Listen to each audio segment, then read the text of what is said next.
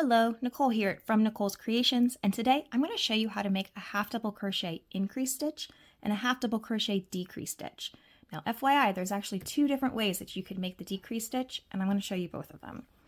Now if you're not super familiar with a half double crochet stitch, I do have another video showing that stitch in more detail, and I'll be sure to link it in the description so you can check that out. Now, like the name implies, a half double crochet increase stitch is done when we want to work more stitches in the row that we're working in than we did in the row before. So we're going to increase the number of stitches in a given row. Likewise, the decrease stitch is when we want to decrease the number of stitches that we have in a row, so there are less stitches in that row than in the row before. So let's get into it and let me show you how they're made. Okay, so to make a half double crochet increase, it's super simple. All we're going to do is place two half double crochet stitches in the same stitch. That's it. So we're going to yarn over, insert your hook into your stitch and pull up a loop, yarn over and pull through all the loops on your hook, and then we're just going to do that again. Yarn over, insert your hook back into that same stitch, pull up a loop, and go through all three loops on your hook. And that's it. That's an increase stitch. So here we have two stitches that started in the same stitch, and that's a half double crochet increase. Okay, now to make the half double crochet decrease, I've went ahead and made a row of half double crochets for us to start with here. And I'm going to show you the first way to make a half double crochet decrease. The first way is to yarn over, insert your hook into your stitch and pull up a loop. So basically we're starting the same way. Then you're going to yarn over, insert your hook into the next stitch and pull up another loop. So now we will have 5 loops on your hook. You're then going to yarn over and pull through all 5 of those loops. And so that's your decrease stitch. So you can see here we have 1 loop up top and it started in 2 stitches. So we've made 1 stitch out of 2 stitches.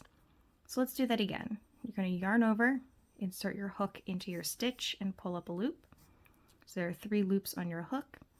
Yarn over, insert your hook into the next stitch, pull up another loop, and then yarn over and pull through all of the loops on your hook.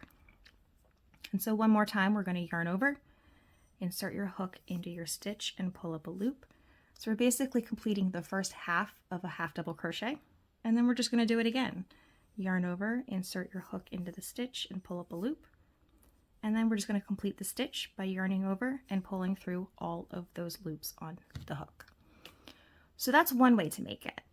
Basically doing 2 half double crochets together. But if you look at the back side, you get this kind of hash mark here across the stitch. And that's from that second yarn over that we do when we complete the second half of the stitch. And sometimes that is more disruptive to your pattern if that side is going to be visible. And so the second way that you can make a half double crochet decrease is you're going to start the same way, yarn over, insert your hook into your stitch and pull up a loop. So same thing, we have 3 stitches on our, 3 loops on our hook, but instead of yarning over a second time, we're not going to. You're just going to insert your hook straight into the next stitch and pull up a loop. So this time we have 4 loops on our hook instead of the 5 because we didn't do that second yarn over. And then you're just going to yarn over and pull through all of the loops. So it looks pretty similar. It's a little less bulky, but it's very similar to the other stitch. But this time, when we do it, yarn over, pull up a loop, insert your hook into the next stitch, and pull up another loop, yarn over, and pull through all the loops on the hook. You can see this time we don't get that same hash mark, so it makes it a little bit more it blends in a little bit more with your other stitches if that side is going to be visible on your work.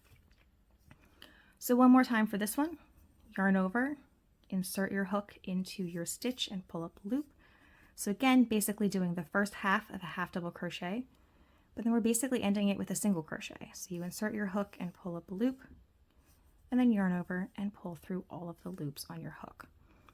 And now whether you use version 1 or 2 is mostly up to you. Most patterns, it's not going to matter which version you use.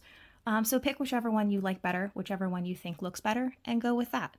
But like I said before, if you're going to have a the back side of your decrease stitch is going to be visible from the front of your work. So maybe you are working in turned rounds or turned rows.